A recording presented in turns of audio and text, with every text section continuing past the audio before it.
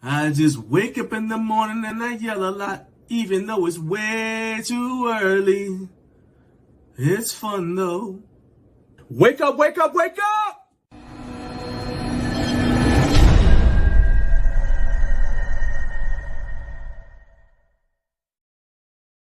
That's right. Wake up, wake up, wake up. It's 6 o'clock in the morning. Wake up, I'm back like baggy jeans. And I, for one, am glad that baggy jeans are making a comeback. It is the way too early for a Friday morning show. I am John Greaves, the third final garage in life. This is your Friday wake up call, helping you get your weekend kicked off the right way. First off the bat, let's go ahead, hit like, hit subscribe for me. If you have not subscribed, I need you guys to help me reach 50,000 subscribers. And we are already over 35,000, which is all thanks to you guys because you're subscribing and you're sharing the video content so that people who've never heard of the show, who've never heard of the channel are discovering it. And that's why we are growing. I appreciate you guys, but we got to keep our foot on the gas because we're trying to get to 50,000 subscribers this year. Let me go ahead and give you a rundown about what's going to be going on the show today. Got a packed show. First of all, I got to tell you guys that this is a pre-recorded show. It's the only pre-recorded show that we're going to do this year. But for reasons that I'll just tell you right now. My wife and I are celebrating our 20-year anniversary. And so basically, we pre-recorded this because right now, not really right now. But basically, we chose to spend that time that I would normally spend preparing the show and getting the live show ready. We chose to spend that time hanging out with each other, actually enjoying our 20th wedding anniversary. And so, however, I am back now. And so, although it's pre-recorded, I am in the chat with you guys. I'm checking it out. I am responding to you. So, as the topics come up, go ahead. You know what I always tell you to do. Drop a comment and tell me what you think. I want to know. That's right. Keep on dropping those comments. I'm going to be able to respond to you guys because I want to hear what you think of the things that we bring up. And so let me go ahead and tell you what's on today's show. First of all, we're going to shout out the time zones when it is 6 a.m. for them. And then in this first hour, my guy Carlos Brown is going to help me rank the best bodybuilding movies of all time. So I want to hear from you guys when we're doing that. What you think of our list. I brought a list. He brought a list. So I want to know what you guys think of the movies that are on our list. And go ahead, feel free to put in the comments if there's a movie that you think that we forgot that should have been on the list. Or especially if we tell you about a movie that you hadn't thought of or you hadn't heard of or you just forgotten all about. So let us know that as well in the comments, whether you're watching live or if you're watching the replay. Want to hear from you guys. Then we're going to do news and other things. Got a couple of news items I want to share with you. And then we're going to go right into Recliner of Rage. That's the most popular segment. I'm not going to make y'all wait because I know that you guys are very interested in my weekly pain. And so I'm going to have Recliner of Rage once again as soon as we are done with the interview with Carlos. Then in the second hour, the legend known as 332, Ashley Hormiak, will be here. And she's going to give us a report from her field trip to ForceUSA. I've been super excited ever since Ashley told me that she was going to be headed out there to talk to the guys at ForceUSA. This is something that came about partially because of Home Gym Con. And so I'm excited to see what she was able to find out when she went to ForceUSA. And then we're going to close everything out with 5 minutes of fitness tech. My wife and I have another piece of fitness tech that she's been reviewing. And so she's going to tell you guys all about it. But final thing is, before we jump into and bring Carlos on, there are several ways that you can support the show. I already told you guys that I need you to like and subscribe. But there's one other way that you can support the show and help us continue to grow. And here it is. Hey, I don't want you to just watch this video. I need you to like, subscribe, and if you're already a subscriber, I want you to join our channel for 99 cents a month so you can help us improve YouTube for the home gym community. Okay, back to the video. All right, so let's go ahead. We're going to jump into our first guest. You know him, you love him, and now you heard of him. Show your love for Carlos. Wake up, wake up, wake up! Gotta do that. My God. What's up, Carlito? Yes, sir. Good morning, Mr. John. How you living? Man, hey, how you like that that catchphrase I just made up for you? Look at it. I'm telling you, we need to call You Freedom know so we him, can you put him on love the him, and shirt. now you heard of him. That's gonna That's be gonna work. I feel like that's gonna be huge one day somewhere. All right, Yeah, somewhere. somewhere. Probably across the pond somewhere. Yeah. So, Carlos, you are a reviewer, but unlike most of the reviewers that I have come on here who are home gym equipment reviewers, you do that too. But your speciality, if you will, Hmm. is movie reviews. You do a lot of you go to the movies every week, and Yeah, I so as live a at the result, you theater, man. see a Like I lot live of at the stuff. gym. Yeah, you said you were a fitness movie nerd, so Yeah. I'll take that. All right. So the movies that you review aren't always fitness movies, but those are your two passions. So, um, you it was a no brainer to go to you when it was time to discuss this month's topic, and that is what are the greatest bodybuilding movies of all time? And I want to hear from you guys too. If you're watching, I want you to drop a comment and tell me what, in your opinion, are the greatest bodybuilding movies of all time. Drop a comment and tell me what you think. I want to know. I'm serious. I want to know. So don't just watch now. I want you to drop some comments because we want to hear from you. Because you may mention a movie that we haven't heard of. All right. But let's, Carlos, you are the guest. So we're gonna get started with you. I've also got my list that I shared with you as well. But what, in your opinion, in no particular order, are the greatest bodybuilding movies of all time? Just go ahead with the first one. Go ahead.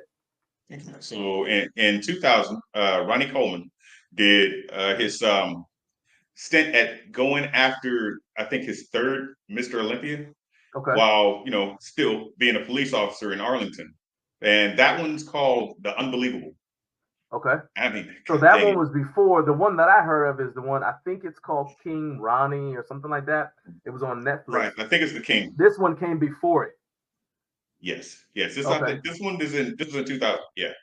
Okay. So All right. yeah, I mean, So so basically he just starts off with his routine, like he's doing a back routine or whatever, and he's telling you how many sets he's doing. You know how he does. But yeah. then after he does that, he like goes to work, and so you get to watch this man like his daily life. Running his beat. Dealing with perps. So it's like I mean, watching he cops, arrested a but lady. also So with bodybuilding. yeah, it's like huge freaking cops. I mean, good. And I think it was like one of his things is like what he loves about his job that he's able to wear shorts. Whereas like if you live in Texas and a lot of y'all do, that the heat ain't no punk. So with him wearing his uniform y'all got and his stupid heat vest and over all there. that, it takes the temperature up like 20, 30 degrees. And so he gets to wear shorts and he loves his job. So I mean, it's a It's really not the good most movie. You masculine feel him. outfit I've ever seen in my life. He looks like a dang bike. He looked like a bike cop. It's very hard. I don't care, man. And You He-Man, who don't look cares? intimidating if you're a bike cop. But I mean, now in his defense, he about the size of a mountain troll. So okay. I met Ronnie Coleman when he was still competing. I remember, and it was in Oklahoma, and that dude, he was there with Vicky Gates at an appearance. I was with the Marine Corps, and we were at his place, and we were at this event, and he was there too. And I stood next to him, and that was a large person. And I just remember they got out of Vicky Gates' car, and the shocks on the car were like, "Oh, thank you." You know what I mean? That's a big dude, man. So anyway, but so you said Ronnie Coleman, unbelievable.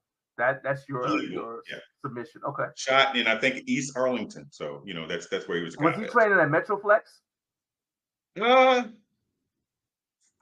know what? That escapes me right now, but I'm pretty sure. Yeah, but because I know that he was training there for a while there. Okay. All right. So that's your submission. All right. So my submission is going to be Blood and Guts, because you mentioned a training video. I'm gonna go with Blood and Guts. That's the Dorian Yates training video. Is if you've ever seen like any Dorian Yates not really theme music, but like clips where it's like there's that guy yelling, "Come on, Yates, let's go. We've got business to conduct." Yeah. All right. So it's at Temple Gym in England, and you basically get to see Dorian go through his training routine. That dude is like killing. I believe it was shot in black and white, and he is just basically, you watch him just kill himself from start to finish, and you just like, I don't want to do that. But you can see how he trained infrequently, and when you watch that, you're like, oh, that's why, because you couldn't do this more frequently without dying. So yeah, so my submission in terms of a bodybuilding champion who is training, and you get to follow his training and all that, mine is going to be Blood and Guts, Dorian Yates. All right, what you got next, Carlos? Okay, so I also noticed that when you sent me your list, stuff overlaps. There you go. Already out of pocket. Don't be cheating off my paper, Carlos. Hey, bring your own list. Bring your own list.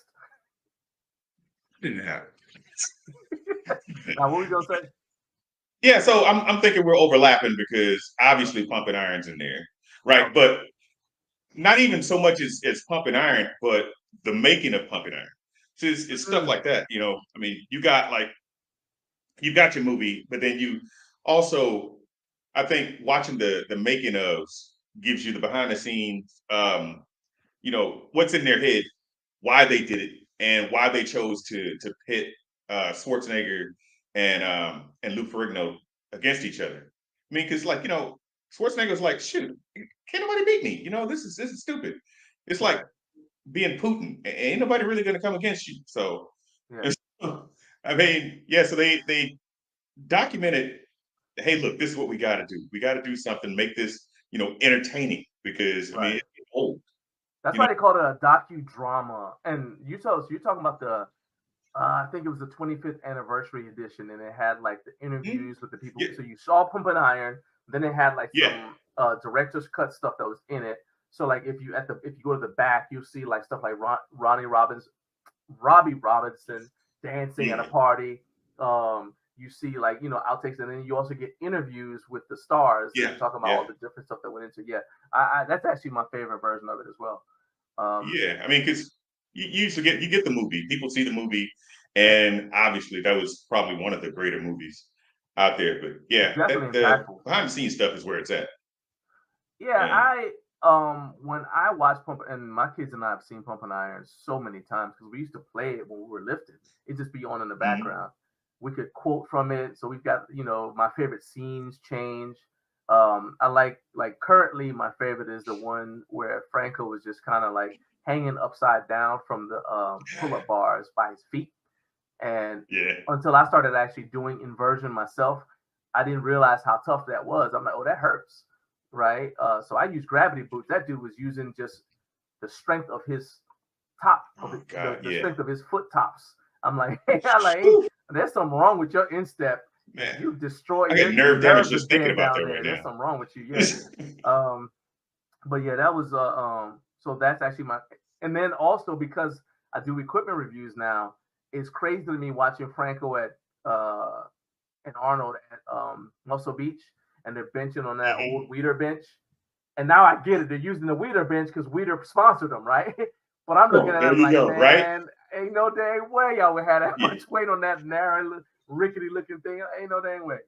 But yeah, and just seeing too, like what they were able to accomplish lifting on, I mean, the bars were really thin compared to the 29 millimeter bars that we use now. Yeah. And you just look at like, these are still standard bars, man. And just keep in mind like how much they were able to get done, it just kind of, it's inspiring to me in a whole different way now, because it's like, this is what you can do without having the most high-tech stuff, you know what I'm saying? So there's that. It kind of puts me in a situation where I'm in, because like being that, I'm a home gym owner, apartment gym owner, I work with what I've got. A lot of my stuff don't match. And you work with what you got. So if you really want to do it, you work with what you got. And that's what they did. All right.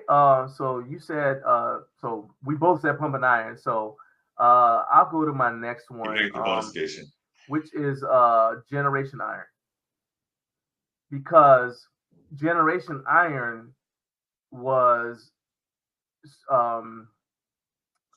promoted as the follow-up to Pumping Iron. Even though there was a follow-up to Pumping Iron, there's Pumping Iron 2, which was the women.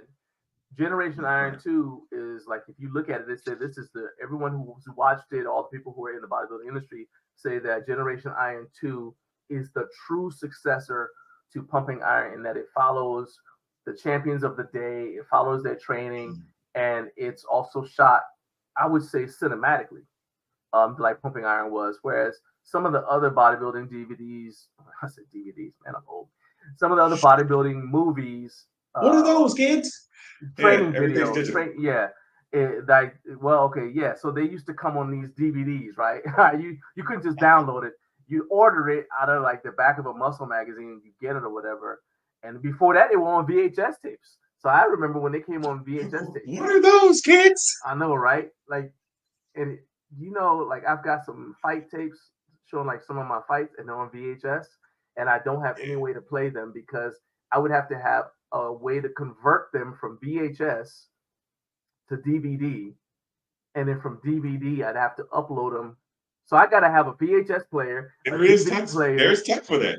And then I got to have something that can put it on the computer so I can have it on the stored in the cloud, so that if something happens, so if I change computers, for example, it's not just gone.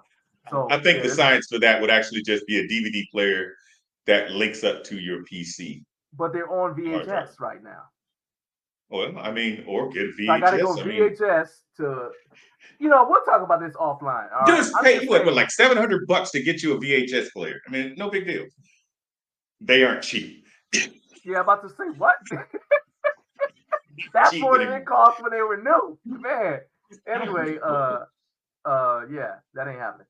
So anyway, but my point is, like, you get these bodybuilding videos, and most of them were just basically, all right, the guy wakes up in the morning and you watch him wash his face, brush his teeth, then you see him eat breakfast by himself. So I'm thinking about like the Flex Wheeler one. Was it Flex Wheeler? No, it was Dexter Jackson. And he's like, you basically just watch him get up, wash his face, brush his teeth, okay, eat. Then there's a close-up of him putting the dishes in the dishwasher. And then you see him go to the gym. Then you see him get on the treadmill. I'm like, this is not exciting. But the Generation Iron is shot like Pumping Iron, where it's like cinematic, like it's interesting to watch, even if you're not into lifting. You're like, oh, okay, this is interesting. You know what I mean? Like, if you're not in, you pick any activity that you may not be into, and they have like a well-shot documentary about it, you'll watch, okay, like I watched the LARPing documentary. I ain't about to go out and do the junk, but it was interesting to watch it because of how well it was shot. You know what I'm saying? So that to me is how Generation Iron is shot, is very high. I think it's Vlad that did the video. He does all the Generation Iron stuff, and it was really, really to me, it was very well shot. What do you think of it? Yeah, any movie that takes the time, get your with a good camera and a good photographer. I mean, yeah, I do it. I shoot some of the most basic crap on my phone sometimes, and then there are times I'll pull out my 4K Sony or whatever, and then spend hours editing something so you can get 4 minutes of footage. But yeah, I mean, yeah, whenever you get something that you can tell the cameraman and director cared about what the end product was, it's more interesting. It just is. Yeah. It's and I like it because they go around, like they follow the different people, so like they'll go to they followed Kai Green around for his daily routine. That dude's walking. He lives in New York, so it's like he goes to the grocery store every day. And you got like he's walking carrying his grocery bags, back and forth to the grocery store, like in this big dude. He's always all covered up and everything. I'm like, man, how do you not overheat? Because New York is hot in the summer, but he's just walking, what I mean? So, and you see him coming in, and they follow, like he's in his apartment, all that. Then it's like, okay, and then we'll follow this guy. Who was the day champion at the time? Who was going against Kai Green, but he was like Phil Heath, right? So then it goes and it shows the contrast between Phil Heath and Kai Green. So just like in Pumping Iron, it followed Arnold Schwarzenegger around and showed how he was training on the West Coast. Yeah. Then it goes to New York and shows how Lou Ferrigno is training in New York. And it's like you get that contrast. They did the same thing with Kai Green and with Phil Heath. And so it feels like you're watching the sequel to Pumping Iron. You know what I mean? Mm-hmm. And that so I really really did enjoy that. And if you guys have and by the way, we're putting all the links to all of these movies in the description for the video, so you guys can click on the links and you just go to the description and there'll be a clickable link so you can access it and be able to find it and get more information about it. All right, so that was mine. It was Generation Iron. What is your next one? Okay, so again, going to go to another movie you probably seen, which is Bigger, but again, the bonus edition, where it tells the story of how Joe Weider went from his real story of how he went and grew up where he didn't have any weights, how he was picked on, it's so again, it's one of those things where you get to see the real person talking about his real feelings, and rather it's not scripted. The man's just putting his heart out there, letting you know, hey, look, I came from nothing. I wasn't supposed to be any good. Mom didn't want me to do anything. And again, his dad was like, if you've seen it, his dad was like, look, you can't work in a factory.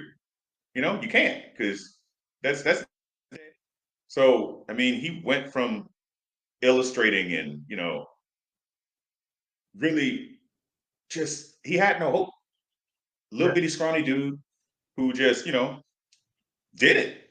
Went out there. He was hungry and he did it.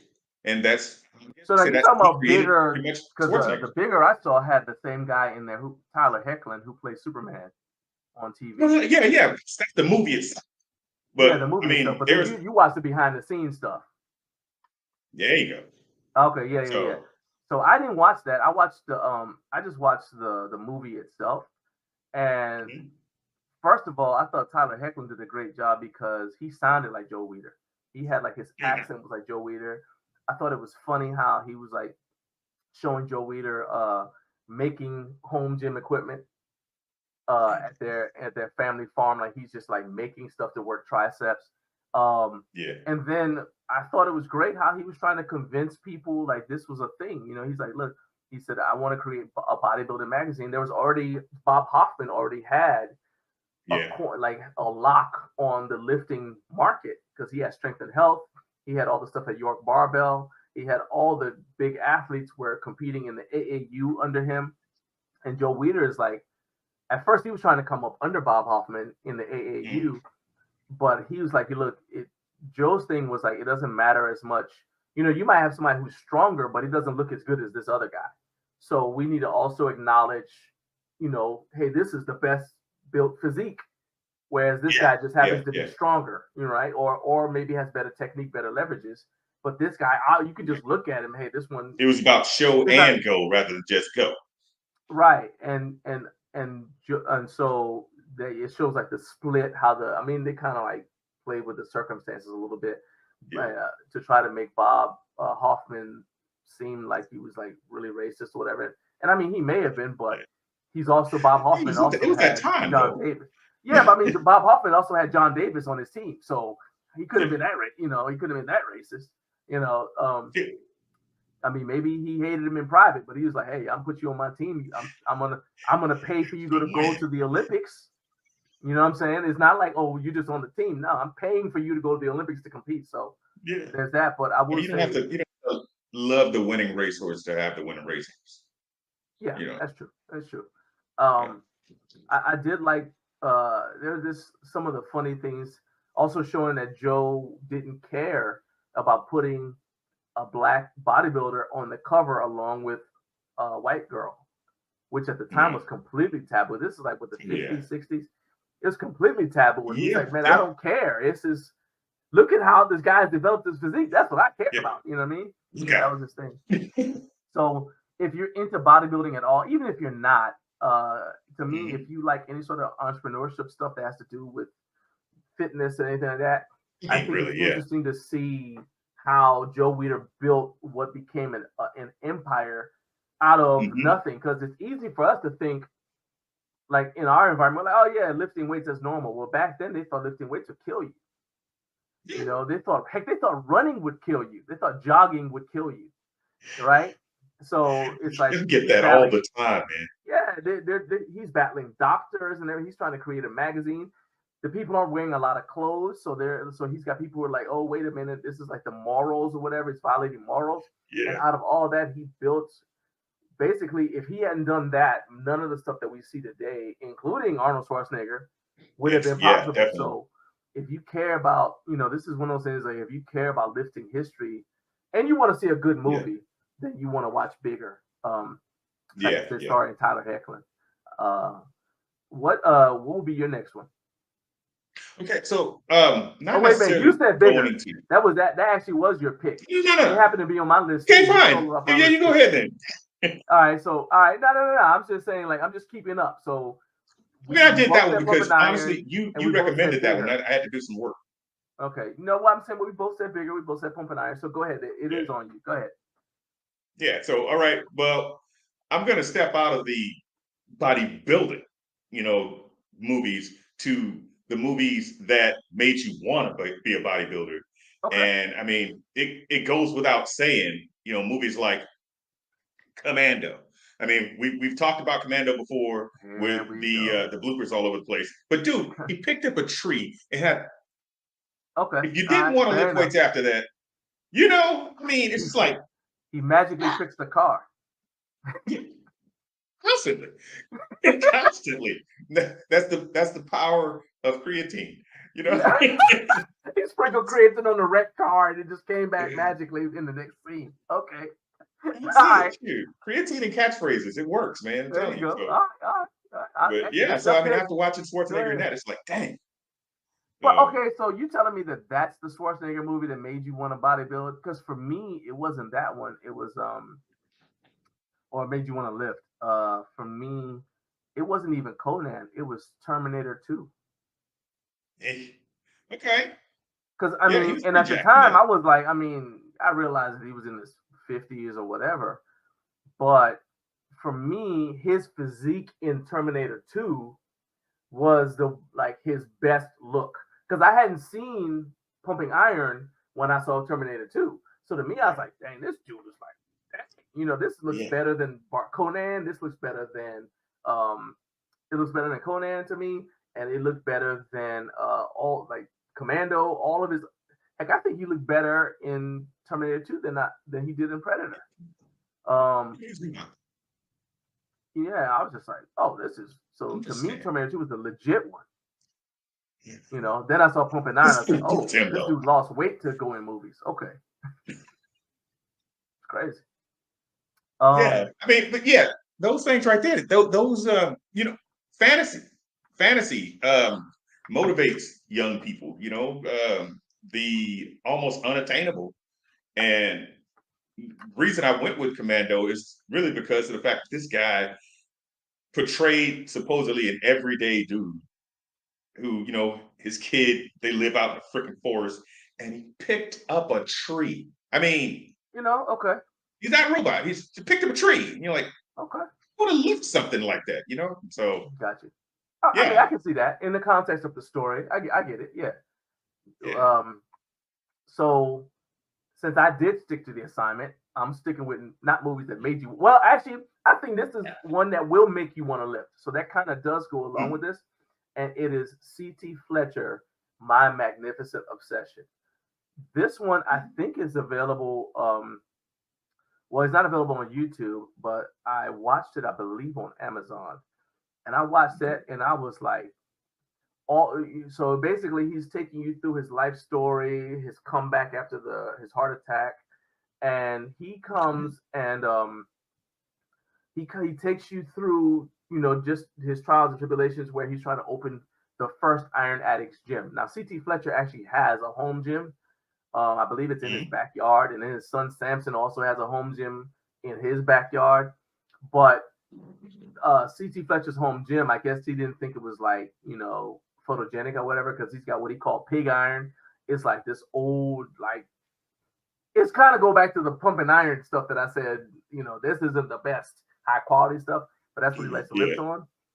But if you watch the C.T. Fletcher movie, though, My Magnificent Obsession, all of like the inspirational stuff that he says on YouTube, you're gonna get in that movie. Like in just you're gonna get however long it is, nothing but full send CT Fletcher. So I would say that that's something that to go back to what you're saying is a movie that is not technically about a bodybuilder, but it is a documentary that, in my opinion, makes you want to lift.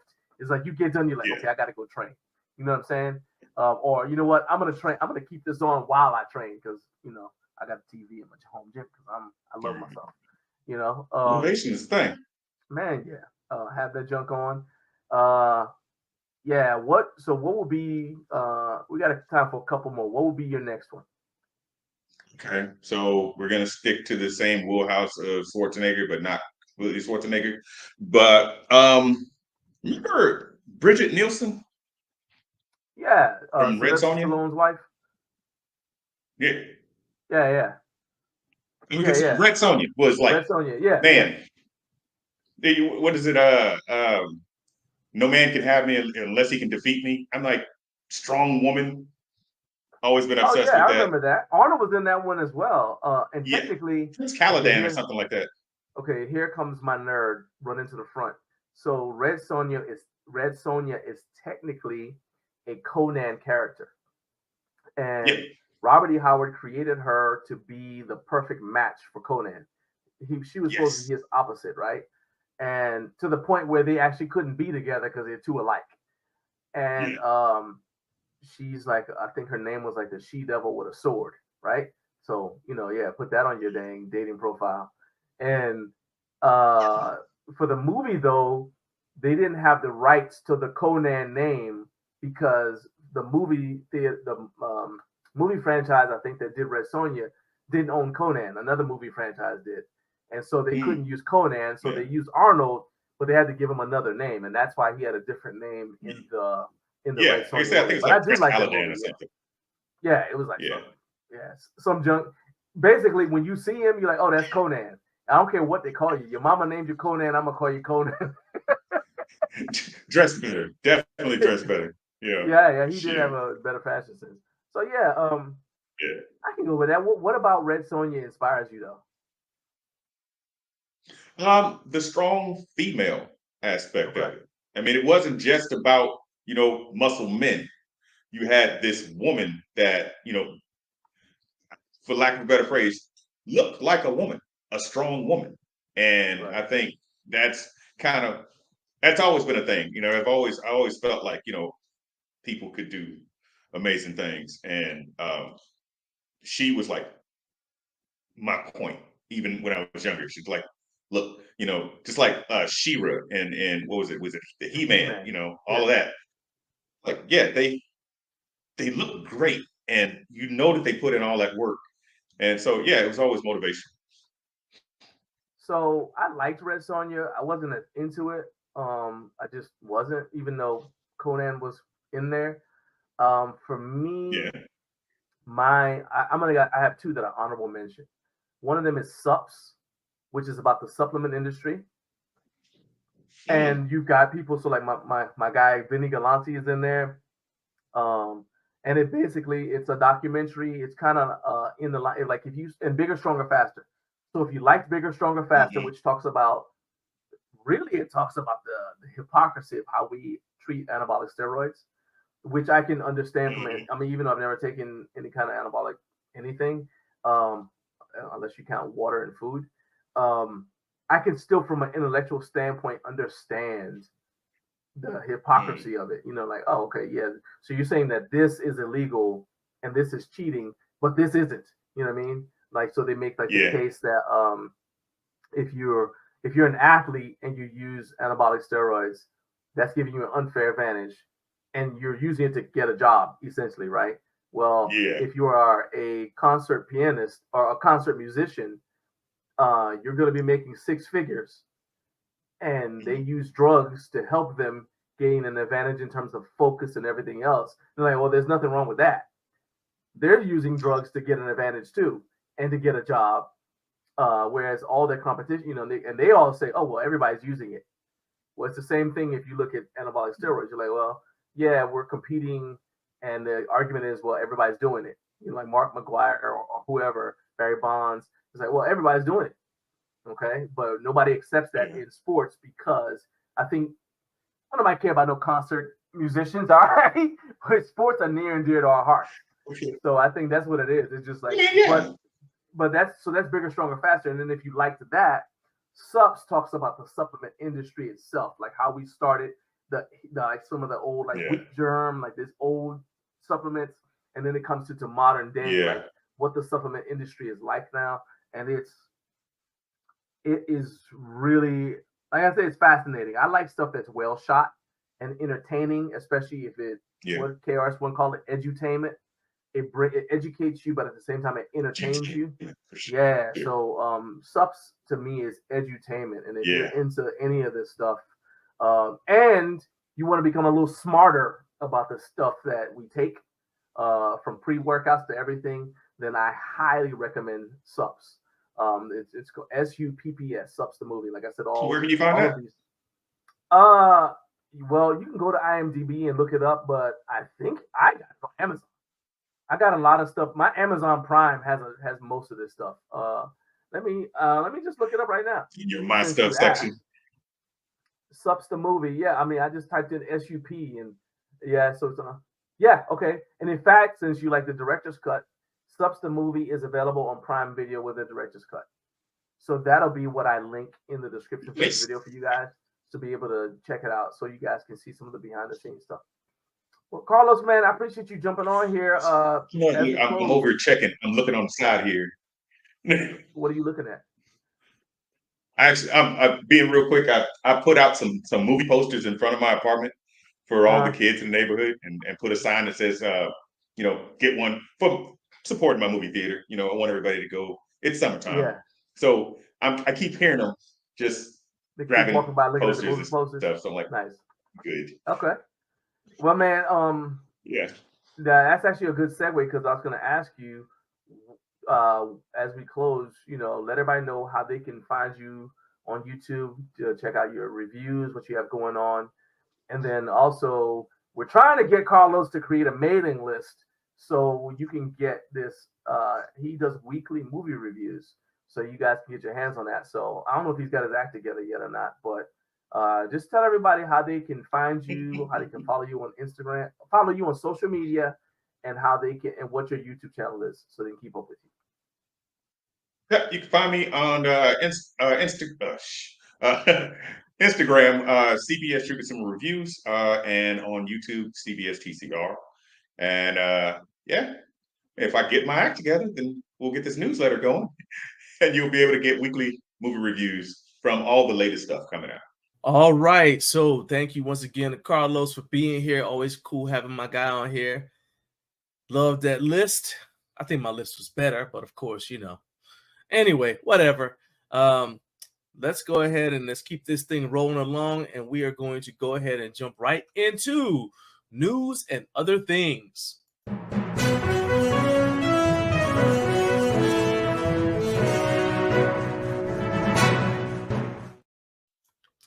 All right, so news and other things. Got a bunch of stuff to tell you guys about here. Really only a couple categories, but there are things in the category. So the first thing is Bells of Steel is having summer deals. Last week I told you guys that Bells of Steel and Fringe Sport both said that we're going to be releasing a bunch of stuff. But in addition to that, I've been getting emails from Bells of Steel about their summer deals. So the last email I got said that they had a bunch of stuff that was focused basically on outdoor products. So the Strongman yoke was 10% off. The Blitz Max Air bike was 20% off. I guess that counts as outdoors because you can put it in the driveway, or you could have you could be on it with the garage door open or whatever. But nevertheless, the Blitz Max Air bike is 20% off. Then they have the blue or orange Cerakote utility bar that's 10% off. Again, this is for people who work out outdoors. That was the focus. So the idea is, obviously the Cerakote is going to protect your bar a little bit more than my favorite Bells of Steel bar, which is the Bare Naked Power Bar. I'm still not ready to give up my Bare Naked Power Bar, but it would require a little bit more maintenance if I was going to have it outdoors 100%, or even if I took it outside on a rainy day. I know sometimes people like to do that and want to go out and get a workout in the rain. So anyway, blue or orange Cerakote utility bar is 10% off. And then their deadlift pads, which will protect your driveway, are 10% off. So I know a lot of you guys probably already know about this stuff, but if you don't, what you need to do is sign up for the Bells of Steel newsletter so you can find out about all of these deals as they become available.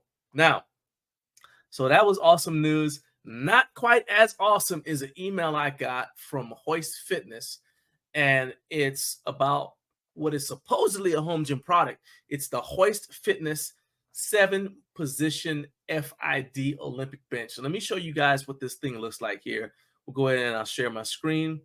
So there it is right there. All right, so this is the 7-position FID Olympic bench. All right, so it actually looks like the very low tier, the lowest tier of the Body Solid products. I think their line is called Best Fitness. It's like the very bottom line of their product line. And that's what this thing looks like to me. So it's a 7-position flat incline decline Olympic bench. And it says, I don't know if you guys can see it says a top of the line bench designed for home use. Right. It features rack out tiers, which are these J-cup things right there, which I absolutely hate. I hated them when I worked in a public gym. I hated them when I was working out at my school gym. I hate them everywhere I encountered them on the planet Earth. I do not like these things because they're never the right height, and it's very easy if you're lifting by yourself, especially if you're doing something like decline. Let's show you what the decline looks like here. Assuming it'll show us. Okay, so you said it goes decline. Yeah, all right. So if you're doing decline, see the angle of the decline right there. And it would be very easy for this thing to get stuck on the bottom of one of these tiers. I've seen it happen, and I'm definitely not a fan. Now, at first when I was looking at this thing, I was like, how is this supposed to be something for your house when there's not a way to spot yourself if you are by yourself? But then I investigated further, and I see that this is the optional safety tiers, or what we would call face savers. I'm sorry, but that does not look like something that I can feel comfortable trusting my face, lips, and teeth to. Like, I feel like that thing is not going to do anything but be something else that falls on me. If some weight were to drop on it, then the barbell and the plates and this thing are going to fall on me. And I'm just not feeling comfortable about that. No. Face, lips, and teeth, no, not at all. And then now this is not the only FID stuff they have, but I think the problem is Hoist so they've been around since 1977. So I can't say that there's some, brand that just started because of lockdown or whatever. They're not like that. They've been around since 1977. But the problem is that most of the Hoist stuff that I've ever seen has been in hotel gyms. Maybe it's in other places, but it's primarily I've used their stuff in hotel gyms. I've used their functional trainer hotel gym. It was okay.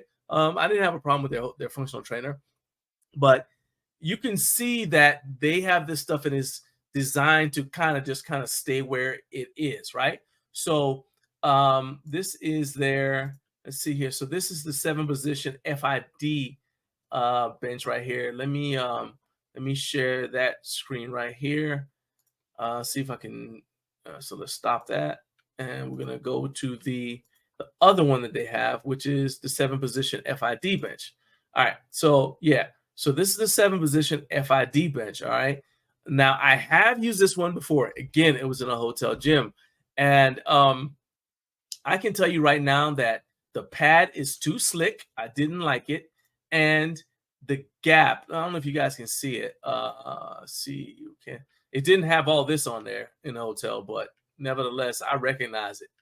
Let's see. We go over here. Okay, this is also part of the problem. This stuff right here. Look at the feet. If this is supposed to be something for a home gym, those are the wheels. But does that even look close to portable? Does that even look close to portable? Come on, man. I can tell you that when I use this thing, I think this was the one, but it might have been their This is all here. Like I said, this is all in their home gym product line. You can just see all this stuff here. Nah, man, it's nah. So let's look at this. Scroll down. All right. So folding multi-bench. You'll see a common theme. Everything looks like it's supposed to just stay right where it is, right? So here it is. This was the biggest atrocity. All right. 7-position folding FID bench. I guess that might be the wheel right there, but that doesn't look very portable to me. And to me, if you're gonna they do have wheels on there. That just looks awkward to move around, man. And look at this. There ain't no dang way. I'm just not feeling that. I'm just not feeling it. So I hate everything about everything I just saw. That Olympic bench that I started with, it's rated for a max of 600 pounds, but the bench itself supposedly only weighs 147 pounds. I just don't feel the word that keeps popping into my head is nah, man. Now, if complete fairness, it does have we saw it's got the leg extension, leg curl attachment, and it's got the preacher curl, and they've got the accessory storage. So that technically is space saving. But I'm just gonna say nah, man, nah, just nah, whole lot of nah. So anyway, that's it. That's all the news that has come across my email inbox that I think is fit to let you guys know about. So we're gonna move, and besides, y'all don't care as much about that as you do about this next segment, which is, that's right, Recliner of Rage. Let's go. I'm mad. It's the Recliner of Rage. It's the Recliner of Rage, 'cause he's not happy.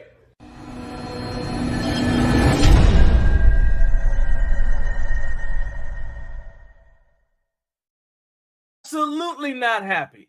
Today's Recliner of Rage is dedicated to the SD card that keeps showing it's locked, even though there's no lock tab at all. So all the videos and help guides that tell me to slide the lock tab back to open are useless to me because there's no lock tab to slide. So I'm here scrambling to finish not 1, not 2, but 3 review videos, and my 3-camera multicam setup is now down to 2 cameras because the SD card for the 3rd camera has a bogus lock status, even though there's no way to lock it, so it can't possibly be locked.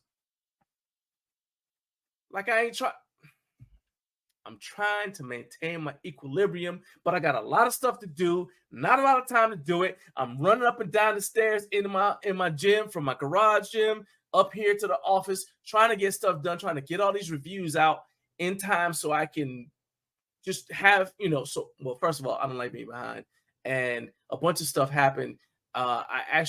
This is going to be a bonus. In fact, let's do it again. It's the Recliner of Rage. It's the Recliner of Rage, 'cause he's not happy.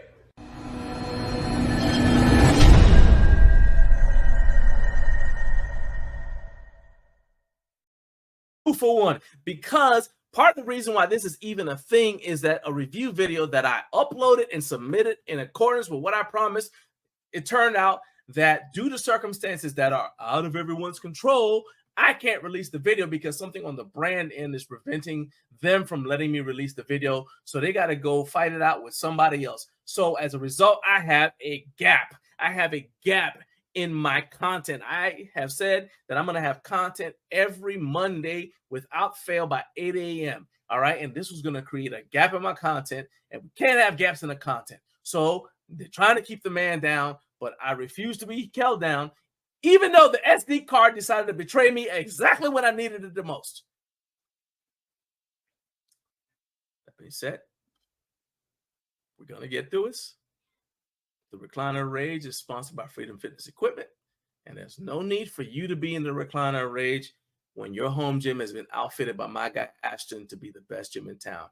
Just hit him up, give him a call, 980-216-4860, and Ashton will help you put together a home gym that you will be proud to post on Instagram and amaze and dazzle all your friends. And you can do TikTok videos all through your home gym, just filled with joy because Ashton has hooked you up.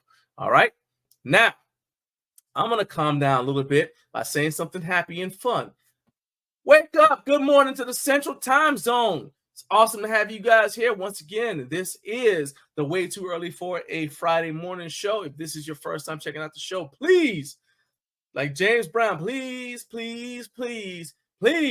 hit that like button and hit subscribe for me. Help me reach my goal of 50,000 subscribers. I can't get there if you guys don't help me out. And if you have subscribed, then you know what to do. Share the video with somebody who is not subscribed yet.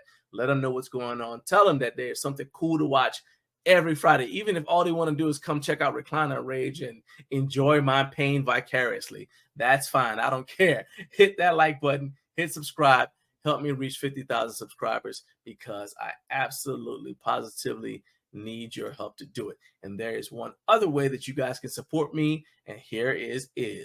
Hey, if you want to support our channel, plus grab the perfect finishing touch for your home gym, go ahead and grab one of our 16-ounce laminated vinyl banners. They are easy to hang and easy to clean with just soap and water, and a great way to show that you represent the garage gym lifestyle. So head over to our friends at freedomfitnessequipment.com and order yours today. All right, so let's go ahead and jump into what you guys have been waiting for. And if you guys haven't been waiting for it, I know I've been waiting for it. In fact, I've been waiting for it longer than you have because I've known for quite some time that my next guest was going to be making a trip out to ForceUSA, and I was super excited for her, so proud of everything that she's doing, and I, to be honest with you, cannot wait to hear all about her trip because it looks like she got to do some really cool stuff. So, show your love. 332. Come on.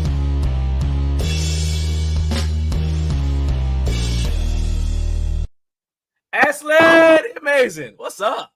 John, how are you? Thank you for the awesome introduction. I try to make the introductions. I don't want to have like a canned introduction, like how you can do a thing you say all the time. I would be bored with that.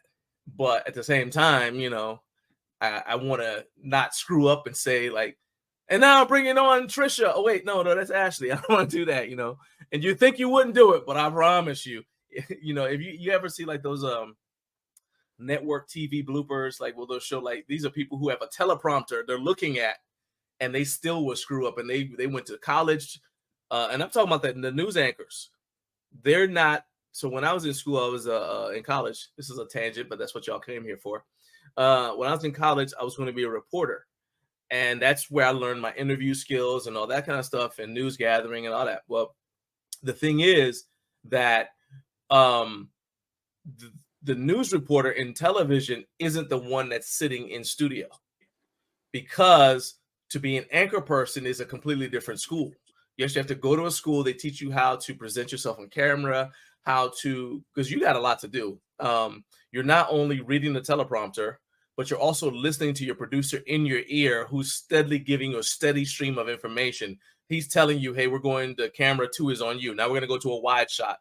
That way, and all the news people there are getting it. So, for example, somebody knows, hey, I'm off camera for a second so I can wipe my nose or something like that, right? So you're getting that steady stream of information while at the same time you have to read the news, and then they also want you to look sincere every time you're reading it. Like, yeah, literally. So you have to do all that at once. And so I don't, and then if you're a weather person, that's yet another school, because, that's a green screen that they're using. So it's actually reversed. So when they're pointing at the, and over here in South Dakota, I was just watching the Mastonomics video, so that's what South Dakota's on my mind. But over here in South Dakota, well, they're actually doing it backwards. They have to learn to go in reverse. So anyway, I say all that to say these people are professionally trained and they screw up. And I'm here trying to do it without a script, while at the same time I'm my own, show producer. So yeah, I'm always like, sometimes I'm like, just keep it basic, but you know me, I'm not a basic dude. So anyway, all right. Now that we've driven away all the viewers, let's see if we can bring somebody back. What I want to know is to just straight up cut to the chase. You told me that you were going to be going to ForceUSA, and you had met them at Home Gym Con and developed a relationship. They reached out to you, and then you said, hey, they've invited me to come out to their facility. And I say, hey, this is going to be cool. Yeah, So I just basically I extracted from you a promise to come back and tell me all about the visit, and you had to do it on camera. So today is that day. We are here. Ashley, First of all, what were your first impressions when they reached out to you? Just they, however did they DM you? Did they email you? What happened? Tell me about that. Before I left, let me speak English.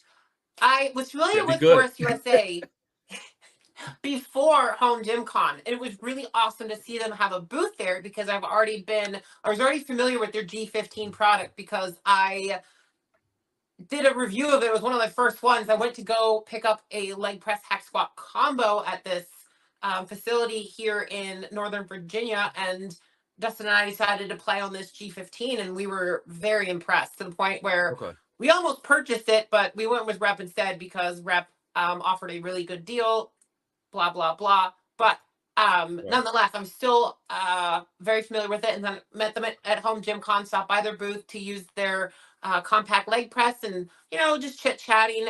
And as Dustin and I were leaving Home Gym Con, like we're rolling out our bags, heading to our fully packed vehicle. Your gypsy caravan. Yeah. Ryan was in the lobby from ForceUSA, and he came over to talk to us and just kind of asked about my background and what I do and whatnot. And I kind of gave him, my, he asked about like my training experience and my education and just kind of what all I've been doing. And he's like, we would love to continue to build this relationship with you. Can I get some of your contact information? And then maybe not even a week after Home Gym Con, they emailed me and invited me out to ForceUSA to come and just get to know them, build a relationship, film some content. And so we scheduled a date and off we went. We arrived Wednesday evening and we stayed there. We flew out first thing on a Sunday morning, first week of June. Okay, so they like sent you the plane tickets or whatever and said, all right, come on out.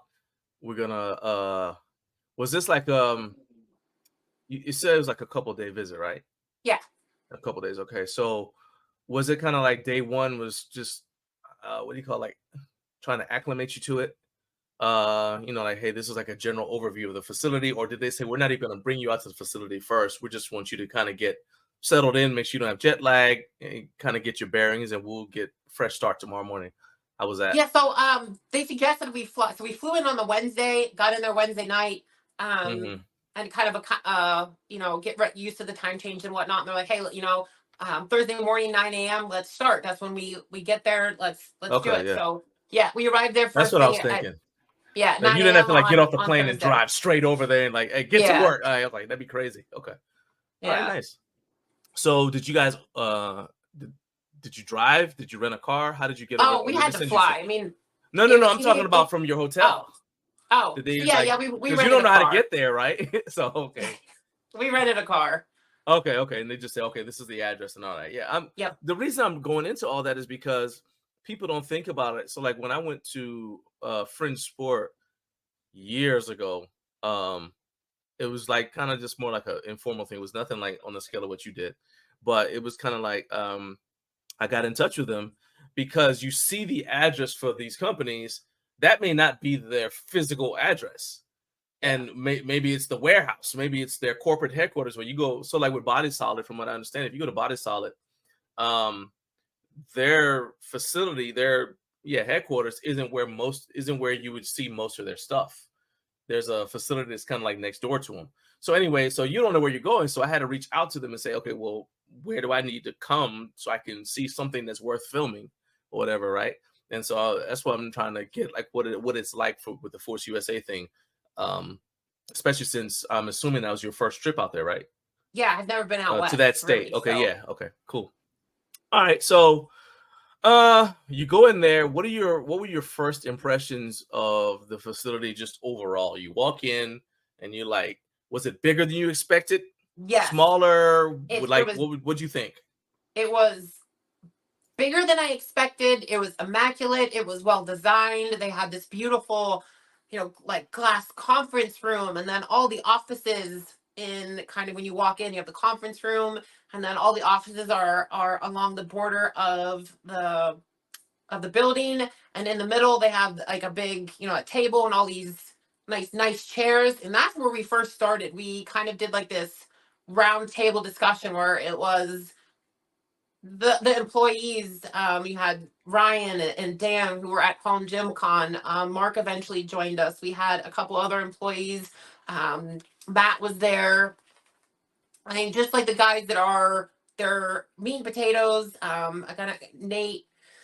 They were all kind of there. We just sat and we just talked. They asked about me. I asked about them. It was just a very open roundtable discussion so that they could get to know me better. And then I had free reign of asking all about their company because, you know, we see this stuff on social media, but I wanted to know, like, okay, how long have you guys been here? Where are you at? Like, what is your direction? What is your focus? So we spent like the first 2 hours having this really open discussion, and I learned some things that like, I didn't know that ForceUSA was international. They're in like 33 different countries, and like they're a bigger brand than I had even that I didn't, you know, I'm familiar with their multifunctional all-in-one units. I didn't know that they really have everything that you could possibly think of. So that was impressive. So the facility, and then you walk through kind of this warehouse, and that's where you have the kind of like the research and development lab, where that was even bigger and better than I expected. It was just like this beautiful gym of all their equipment.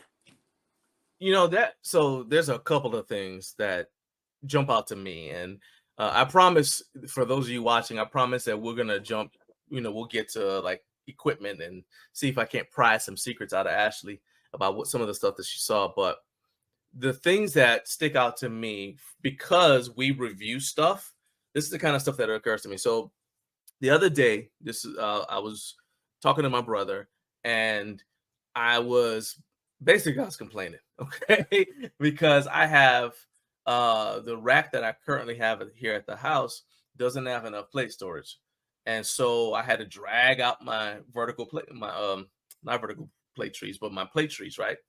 And one of them, and neither one of them is perfect. So one of them doesn't have enough spacing between the storage horns for me to put 10s and 5s on there. So I actually have to store all the 5s on the other plate tree. Well, then the plate tree that will store the 5s on it has the angle of the horn is off slightly. So you can't, and look, as soon as I do this, you're gonna see, like, everybody's gonna see your face. You know what I'm talking about. You can't, because of the angle of the horn, you can't pull the 45 plate off with one hand. Oh, yeah. So, right, so you pull it and then it tips it, and then when it tips it, you have to reach down and pull the bottom of it too. Yeah. And it's like, okay, and anytime I have something like that, and those are not ForceUSA products. I got them from Play It Again Sports. They don't even have a brand name on them.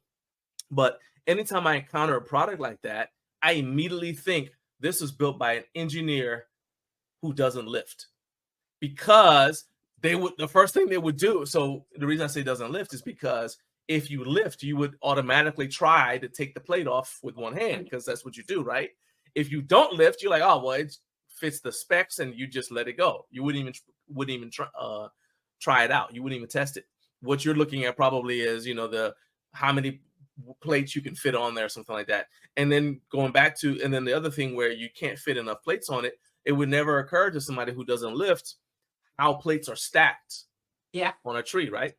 So whenever I'm in front of a brand in person, I want to know their lifting background, their training background, like, because I want to know like what's affecting their worldview in terms of how they develop products. So that's so when I'm looking at ForceUSA, that would be like top of mind. So did you ask them about their training backgrounds or anything like that? Oh yeah, we went into all kinds of everything from their training backgrounds to, you know, previous jobs and careers and how they led them to that point. So I got a very good feel for, and I will caveat and say that like it was really cool for me because I'm surrounded by it's all males and I was the only female. So that was okay. like, Time really for cool integrity. For me to be Were you the strongest one there except for Dustin? Yeah, except for integrity. Yeah, well, yeah. Come on now. Okay. All right. Go ahead. But yeah, it was really nice to kind of get their backgrounds and their mindsets so that I could, when I went into their lab, which they first gave me a tour and kind of gave me a rundown on the products, and then they set me free for the next day and a half to just film and play and give them feedback and film and do whatever I wanted. So they let you loose in the lab, like go play, and we want to see. That's really cool, because that goes to the next thing, which also fits back in with my first point about their backgrounds, because to me, making equipment is about problem solving. Well, if you don't lift, and I'm not saying they don't lift, I'm just saying, like, if you don't lift, some of the problems don't occur to you. And I'm talking about especially the annoying stuff. You know what I'm saying? Like, you were just like, like we review stuff and we're like, why would you do this? You know what I mean? Like, we can't figure out why they would do this or that or whatever. Like, I remember the leg press hack squat where you were like, it's either too tall or too short. Yeah. Like, so who is this made for? You know what I mean? And that's what I'm saying is, like, I've actually used, I've only used one ForceUSA product. It was an all-in-one functional trainer. And I didn't own it. It was over at my buddy Dave Spadowski's house. And I went over there because I had to do a review on, it was when I was doing the comparison video on the gym pin versus the bare steel stacked weight pin. And I don't have a selectorized functional trainer here at the house. So I went over to David's so we could try both of them. And that was the one that he had. So I like the rollers and all that kind of stuff and that kind of thing. So, but that's their only product I have any experience with. So that's why I'm asking you questions like, like, hey, out of when you talk to them about this product or that product, were there any things like where they said, well, when we were using it, we noticed this, or was it more they make change because they've obviously updated their products, each one of their products periodically. So is it more based upon like customer feedback? Somebody says, they hear from people that a bunch of things need this or that, and they make a change. Or is it a combination of their experiences with the product and then what their customers tell them? Yeah, I would say it's a combination of both. And going in, like, if you look at your website, you're like, holy crap, they have so many different all-in-one units. But once I got to play with them, I understood the design of each one was built for like specific sports in mind. Like, they have one that's a couple racks that are the X series for kind of like more performance based athletes, and then they have the ones that are kind of all in one, like home units, and that are more geared towards just general health or bodybuilding. And they definitely have different things on each to kind of take in consideration who their their demographic is, or the people using it, how they could make it better for them. And I'm sure this goes for most companies out there, but I didn't realize the detail that ForceUSA had until I was in the lab with my hands on things, like seeing like, okay, I've looked at all this other equipment, and then I'm like, Force does this? Like, I haven't seen this anywhere else. And like the little things that they added blew me away. Yeah, it's that's what I'm saying. That's why I keep asking the stuff about like, do they lift? And I don't mean like I'm trying to like, I don't know, take away their street cred or whatever. What I mean is, like, the reason why it's important to me is in companies where you can always tell a difference, like in companies where they have like basically their lab is basically just the employee gym. Like, okay, we all come down here and we work out on this stuff. And if we notice something, I've seen a couple of companies that are like that. They're like, we just all train on this stuff. And then as people notice stuff, they write it down. Hey, I noticed this, or whatever. Yep. And that you end up getting some of the best products that way, because they clean up a lot of the issues, on the front end, just in their own R&D, as opposed to companies where maybe they do testing, but let's say they test the tolerance of, let's just go with a barbell. They test the tolerance of the barbell by putting it on a forklift and bouncing it up and down. I mean, that's great and all that, but the forklift's not going to tell you how it feels on my back. You know what I'm saying? So that's what I'm getting at. All right, so I did see that you had you've got a couple of videos already that I've seen about your trip. What was the one piece of equipment that you looked at it and you and Dustin was like, it's a good thing we didn't drive here because we'd be trying to take this home? Oh, I can see as soon as I said that, I saw your face. I'm like, oh yeah, you saw something you wanted to adopt. Honestly, there were several items there that they had that I was like, if we drove here, I would try to be leaving with this. My favorite piece was the G15. Dustin fell in love with the G20 Pro. He still talks about that. He thought that thing was just out of this world. Like that's the one he wants for the home. I like the G15, but again, like we both have kind of a little bit different ideas when it comes to training and whatnot. But Well, I mean, hold on a like, second. Let's go ahead and look at it. Let's look at the G15 first, because I want you to tell me what it was about it that what is it about the G15? And I'm pulling it up on the screen for those of you guys who are listening on Podbean. We're getting ready to have the audio versions of the show on Apple Podcasts and all that. So stay tuned for that.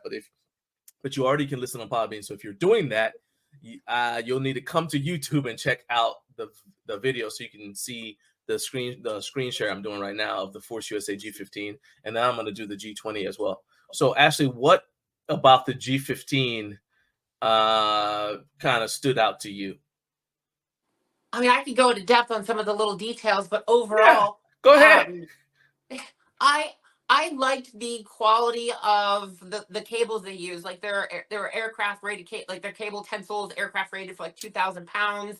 I liked the smoothness of the trolley. I loved the counterbalance Smith machine, and it had 3 little adjustments for the leg press attachment. You also can do glute kickbacks. I liked that it was versatile. It was smooth.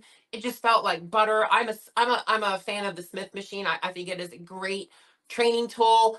I liked how it is a half rack, so you still can do your barbell lifts. I mean, even their J cups had some extra padding all the way out the tops, like just to kind of offer your barbell and your racks. You're not going metal on metal. I mean, they had some really nice attention to detail. Their low row foot plate on that was the diamond plate, and it was big. Like a lot of the ones that I've reviewed and have, the foot plate is so small that my feet aren't even fully on it, and their low row foot plate was very well designed. It goes like here.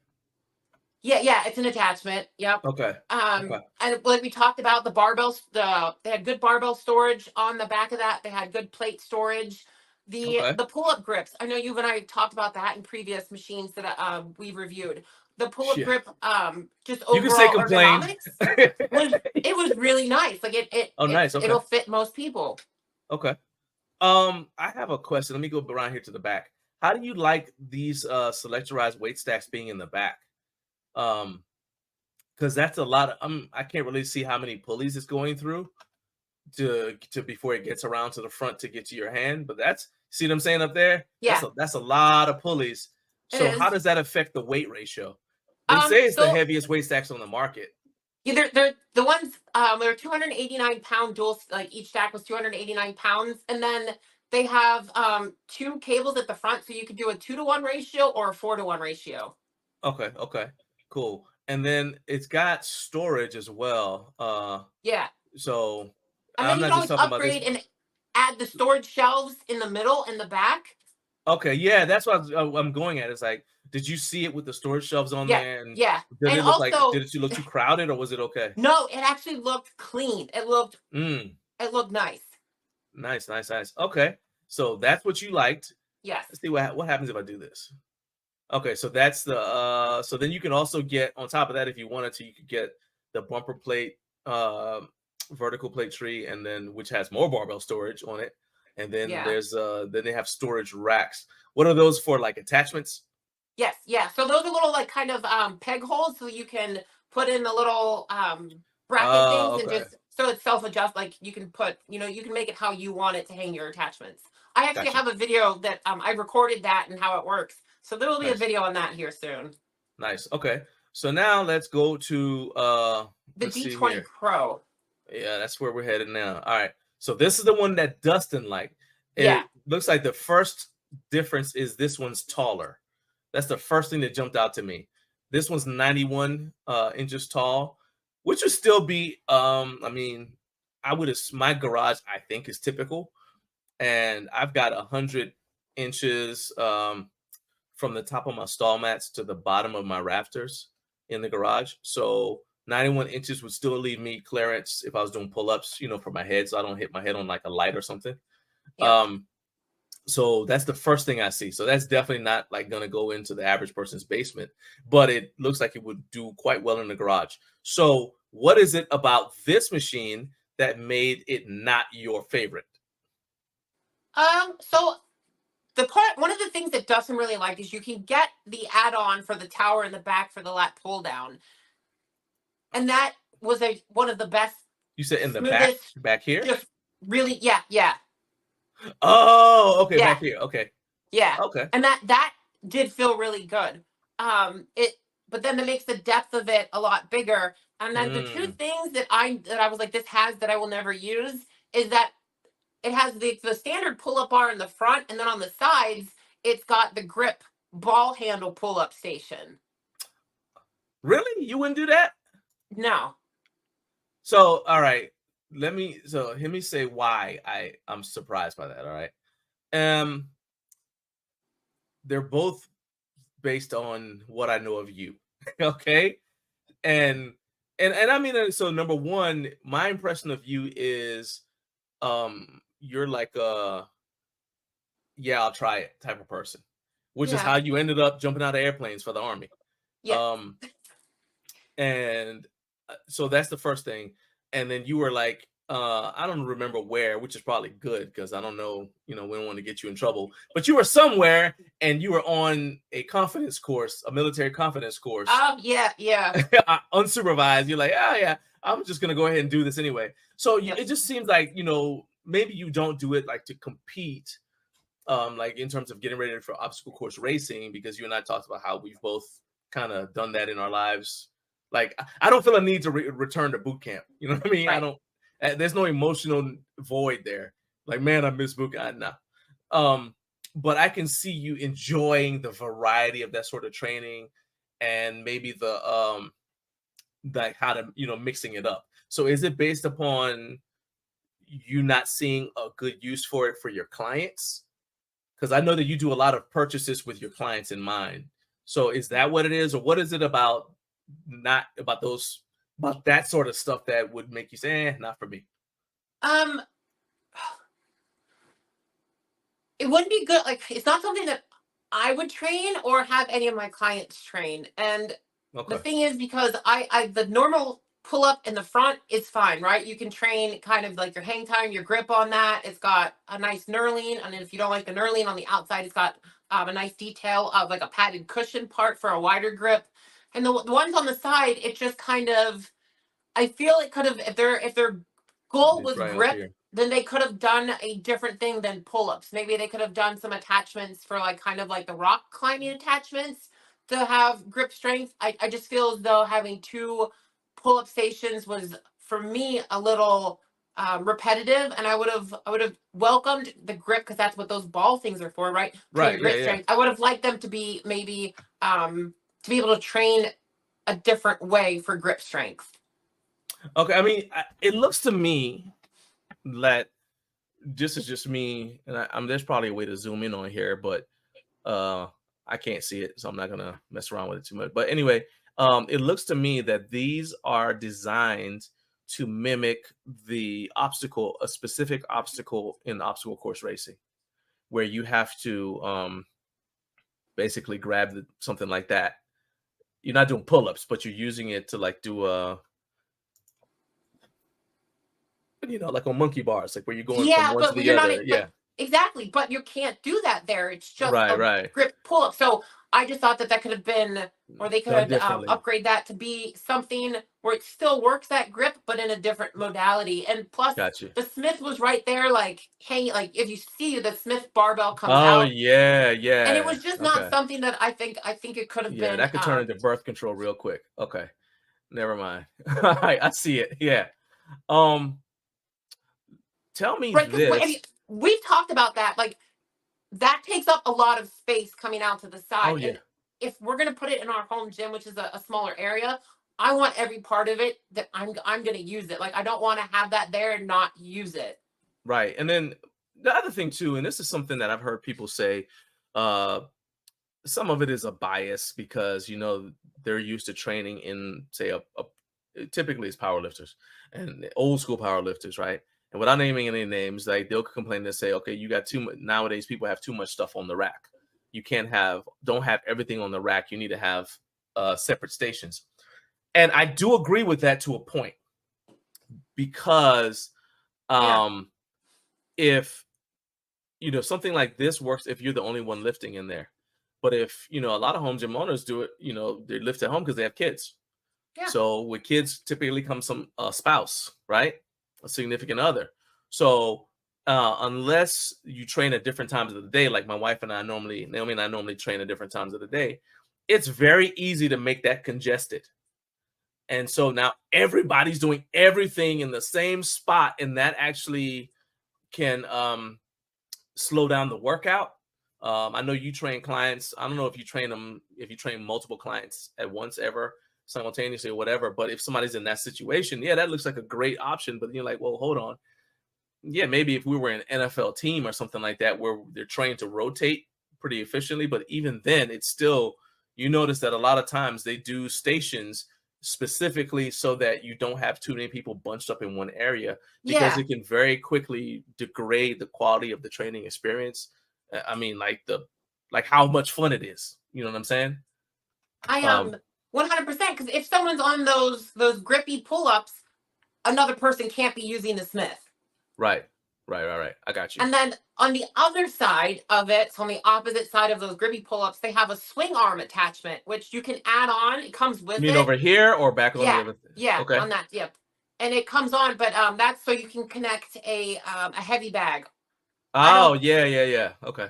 I don't do heavy bags, so those were the two main reasons why Got you.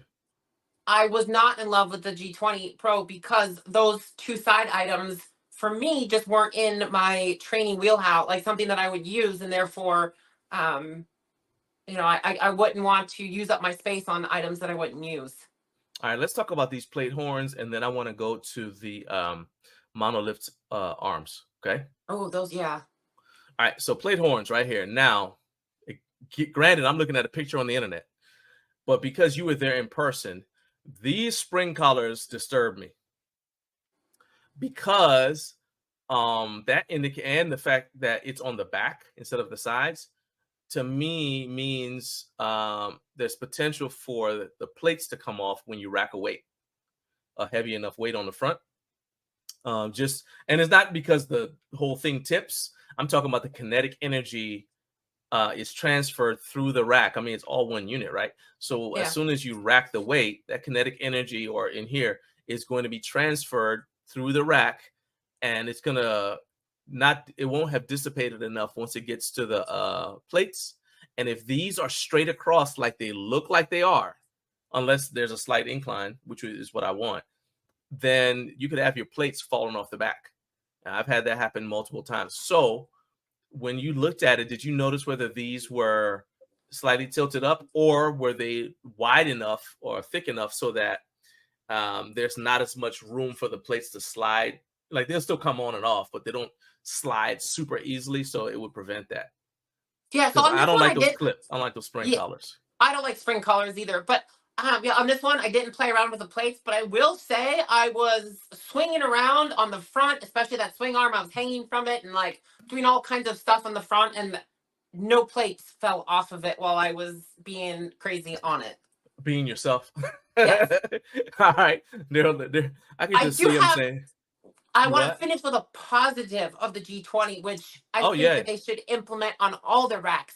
On their weight stack, they have band pegs on the G20 weight stack, so you can put banded resistance on the weight stack. So it's on the inside, right? I'm trying to see. Is that it at the bottom, or is it the top? So there's an eye at the top and bottom. There's two at the top and two at the bottom. Oh, One of those smaller infinity bands, and you could use a longer one, but you could use one of those smaller ones like I used for the Squat Max and put it on. It was amazing. That was the coolest thing, and I think all racks should implement that, because it doesn't take up any space, but it adds so much. I just noticed that up there. It's like, it looks like, is that like a combo bar? Oh, I can't see that from here. Right, it's like a cambered bar. It looks like oh, look at that. So what happens when you just click on stuff. All right, so it looks like it's like a cambered bench bar, almost like the Kabuki Cadillac bar, but I can't tell if that's what it is hanging right there. Hanging on the attachments. Yeah. All right. Okay. Anyway, so you said in on a positive, and I want to talk about the monolift arms. So how did you or Dustin play around with these monolift arms? I sure did.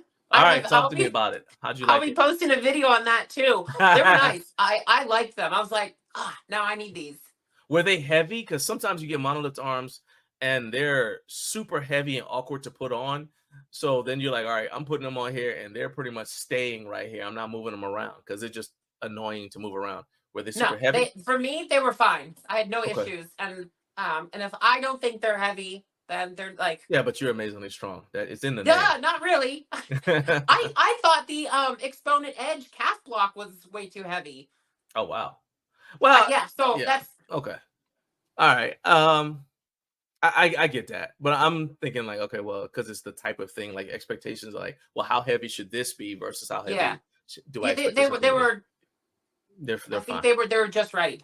Okay. So a couple more things. What did you and we are talking to the homie Ashley the Amazing, Ashley Haromiak here. What other products from your trip to Force USA kind of like stood out to you? So those were the two favorites. Then and it's good that you guys didn't drive because then you didn't have to have the discussion about which one to take in your in the back of the truck. But what did you see and say, you know what? This is something that, we may have to order, down the line or whatever. Maybe it's not right for right now, but we definitely, that's on the Christmas shopping list, basically. Like, how did your Christmas list change after you traveled to Force USA? They're I don't think they have it out yet, or maybe they do, but it's new. They have a rower, which was, I'm not like the concept too. I have one of the old ones, the chain ones, didn't like it. I have a Nordic track rower now. I never used it. I'm not a fan of it. Yeah. It's okay, but their rower, I would have left with that. Their assault bike, it was phenomenal. They had this spin bike that was, I mean, I can see you're excited about it. So okay, yeah. Yeah, right. It was like their own not really like, I want to say like a Peloton, but because it was different resistance, and like I could have, because I have I do enjoy cardio, so their spin bike that was kind of like different than Peloton was amazing. They had this stepper, so like a step mill, phenomenal. And the cool thing about that is they had this huge TV screen integrated to the machine. Yes, and like not only did it have like you could follow along the workouts, but you could put apps on it. So if you're doing cardio, you could just pull up on this big screen Instagram or YouTube or your TikTok. So like if you're a scroller, then you have this huge screen. You can just do 40 minutes and you're just scrolling through TikTok. That was awesome. Nice. Their sandbags were impressive. Their dumbbells, like everything they had, I would have. If they wanted to and deck me out in all Force USA stuff, would have been like, let's do it. I'd be proud. Like they can't say anything that I didn't like. Their X series for like kind of like CrossFit functional fitness racks were amazing. Okay. Like I was impressed. Next question is, what about the perceived durability, right? And what I mean by that is, so if something's 14 gauge steel, I recognize that that's technically light commercial, but I inherently don't trust it as much. Maybe, I just got a little bit of PTSD about from when I first started my home gym, like way back when I had like garbage stuff. And I just don't trust it as much as like an 11 gauge steel rack. So what, in terms of the stuff that they were showing you that would be home gym stuff, would you say that it's as solid as what you would find in a commercial gym? No, I would not say it's the same as a commercial gym. Commercial gym are bulky and heavy, and you pretty much do only one or two things. I will say though, it was way more well done and just well built than majority of the other machines that I have reviewed and used. Okay. And I have a specific reason for asking that. So Force USA, first of all, for anyone who doesn't know, I'm a big fan of giving credit where credit is due. Force USA was the first company, as far as I know, in the modern era.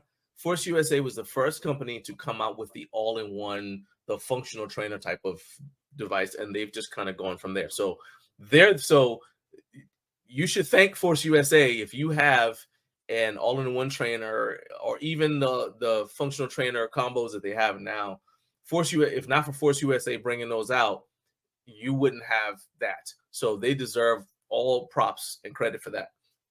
But the thing about stuff like that is when somebody sees Force USA on something, and I'm sorry, like an ad for Force USA, what I want to know is if you're comparing them apples to apples, should we compare them? Are we going to say that they're at the same tier as, say, I'm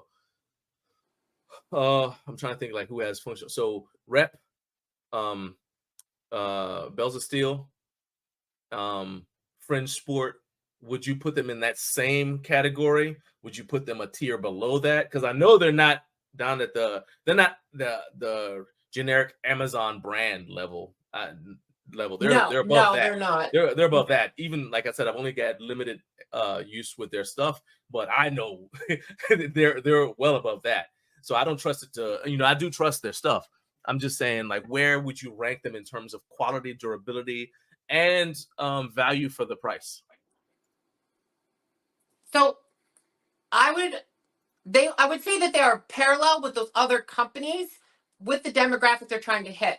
In my experience, Rep is really good at performance-based fitness, and then adding on, because I have the Rep, the Aries, the 5000 with Aries, and I would say that unit was initially built for performance-based lifts, and the add-on is the multifunctional trainer.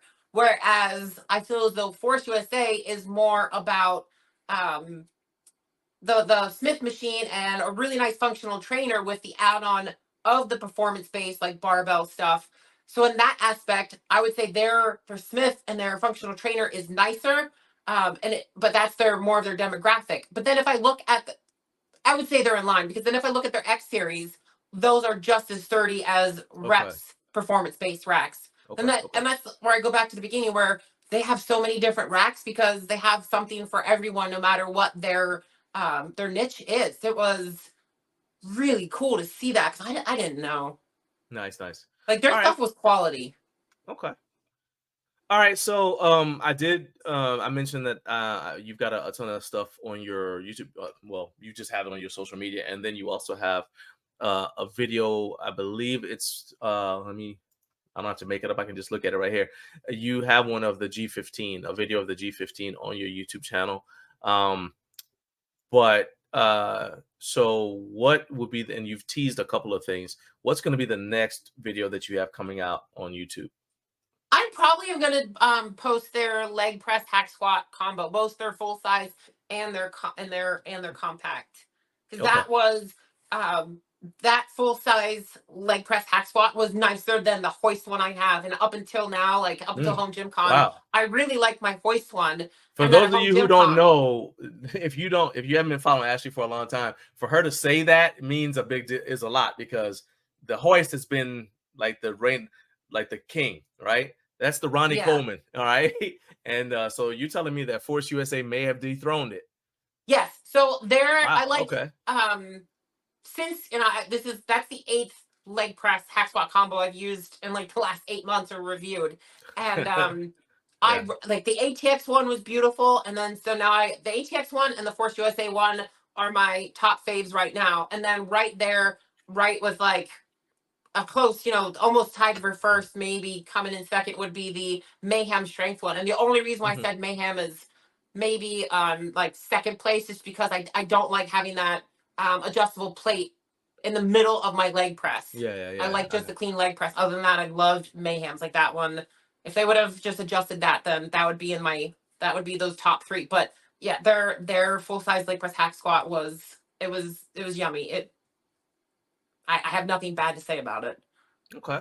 Yeah, when I interviewed James at Home Gym Con from Mayhem, he said that they were making a trip to China to actually do some tweaking of products. They were taking feedback that I gave him and that other people at Home Gym Con gave him, and he said he was going to take that and use that as feedback, I guess, and to kind of like guide some of the tweaks that they were going to be making the products while they were in China. So I'm looking to see some differences in the Mayhem product line. And I'm actually interested to see. So I'm assuming he's going to be at Home Gym Con next year. And so I'm interested to talk to him next year and see what he's got there and ask him specifically, hey, which of these things did you like? Not like, oh yeah, hey, did you change that because I said so? No, I'm just saying, like, which of these things did you change based upon the experience of actually being around, you know, your intended customer base? And I had that same question for ForceUSA. I'm going to ask them if I can ever. We're trying to nail down a time for them to come on the show here, but that's something that I'm wondering, like, did they say anything to you about that? Like, whether they had, like, how was Home Gym Con for them in terms of helping them develop products? Oh, it was good, and they're definitely going to be back. Nice. And another really cool thing was kind of like we were just talking about is that ForceUSA was very open to my ideas or suggestions or things that I saw. Like, they were like, tell us everything, whatever you think would be better or we should change or any idea, like, we're open to it, share it with us. Because they also have not had a lot of females like in that lab play with stuff. I mean, there was one machine I was using, I had my hair down, and like they've only pretty much tested with males, and my hair got stuck in it. Oh wow. And we're like, all right, there's something that, you know, we consider we should probably put on like the safety instructions that for females, your hair should be tied up when you're using this. So we actually had a lot of fun, like figuring out and brainstorming. Like, I already have like a whole list of things to meet with them to follow up about ideas since I've used their products of like, hey, we should, you know, maybe we should try this. Nice. And so here comes another tangent. You know what? I need to get like some sort of thing that I press whenever there's a tangent. I'm like, just press this tangent. But I think that goes back to what I said to you back when we first started collaborating, where I said that there is the problem with a lot of this stuff that we do is it's very male centric. So the people reviewing the equipment are men typically, or at least the ones with the names who we know. Yeah, there's a difference, right? They're typically men. The ones who are very vocal about opinions on the equipment tend to be men. Most of the people at Home Gym Con were either single men or women who were, or men who were there with, you know, their partner, their female partner. And the problem I see with that, you know, I see the world a little differently, right? The problem I see with that is I think an extremely high portion of the home gym community is a silent majority of women. Moms who are working out at home because they have the kid. Stay-at-home moms who work from home as well. And then women who just prefer to not be at a gym and be ogled and have to deal with whatever. And I'm not even talking about the sexual side of it. I'm talking about the, you know, I know this happens to you, all right? And I hereby apologize for all men. You walk in, you're obviously stronger, you know, you obviously work out, and some dude who's typically not in shape sees you doing something and comes to tell you how you're doing it wrong. Yeah, I know what happens. I'm telling you, my first job out of college was working at a public gym, and I'm a people watcher. And I used to watch all the time. I'm like, I'm like, why is she even listening to him?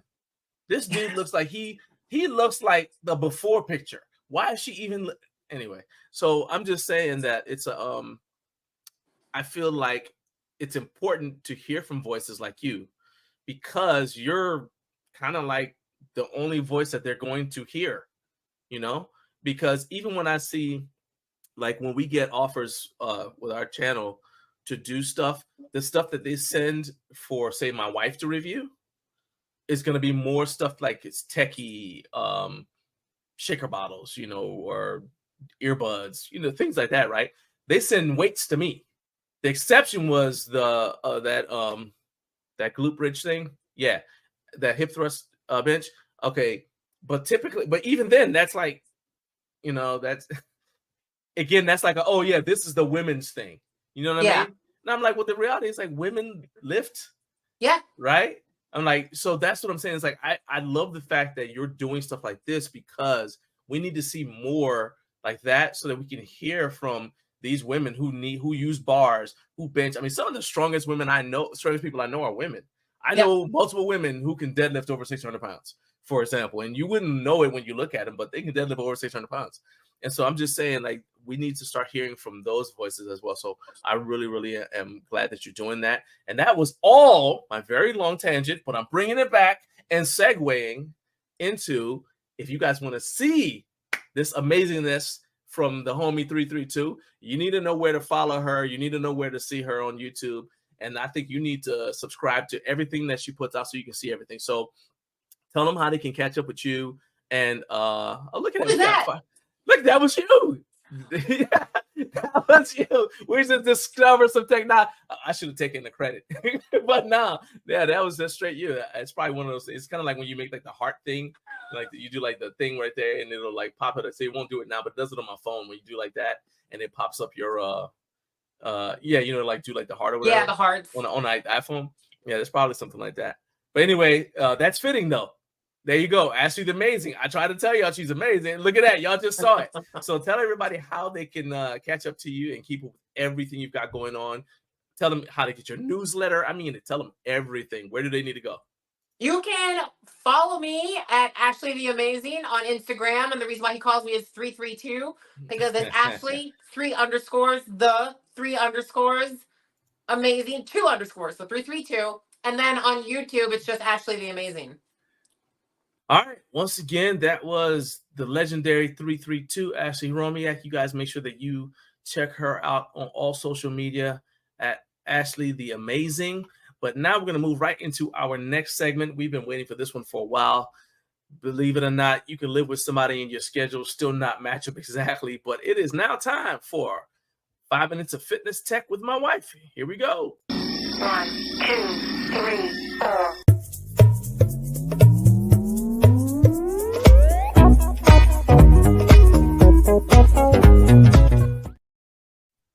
All right, here we go. 5 minutes of fitness tech. How you like that intro? Actually, pretty good. All right. I'm thinking about updating it every time we do another thing and add more gadgets. It's going to end up looking like a Jetsons cartoon probably. But all right, so we're on the clock now. 5 minutes of fitness tech. So what do you have to show us today? Really, it's just a head-to-head comparison between two products we've already introduced in the past. Number one, the Visp, and then number two, the iHome 3V blender, portable blender. So here's the Visp, which is great for using for like real quick if you need to do like your pre-workout or if you want to just do like something quick like post-workout BCAAs. You can have it in your fridge. I work from home, so this is really good to have in my fridge already prepped and good to go. In fact, John was a little jealous and got one for himself in all black, his favorite color. But you then don't need to telling people my business, but yeah, there it is right here. Actually, what I like about it, the big thing I liked about it was how quiet it was, because when I brought you on, it was actually going, and so it was so quiet, like nobody could. It wasn't, the mic wasn't picking it up. So yeah, I really do like the Visp. But compared to the iHome, there was one thing about the iHome that I did not like right off the bat, but I'll go ahead and talk about it. Well, again, iHome is really good when it comes down to doing like your protein shakes or your smoothies. Again, you don't want to do anything like really solid or like frozen. You may want to go ahead and have it like slightly thawed to fresh if you're going to go ahead and do any kind of mix in with your protein shake. So like fruits or even like spinach or something like that. The downside for both is as soon as you mix it, you need to drink it because it's not going to keep it cold for very long. 100%. And also the Visp, like you were saying about the frozen thing, I was reading the instructions for the Visp, and it specifically says do not put ice in it. You have to mix up your drink and then put the ice in afterwards. But even though this thing it feels like it should, but it doesn't keep the drinks cold. You can do hot drinks, but it won't keep them hot either. So yeah, it's basically mix it and drink it right then. So it is what it is. This is your pre, this is your post. That's really all you can kind of look at it. Both are good to take with you if you travel. However, with the blades, they may have to go into your check luggage, not into your carry-on luggage. Again, TSA. But they both use a USB-C charger, so you can go ahead and use them for both.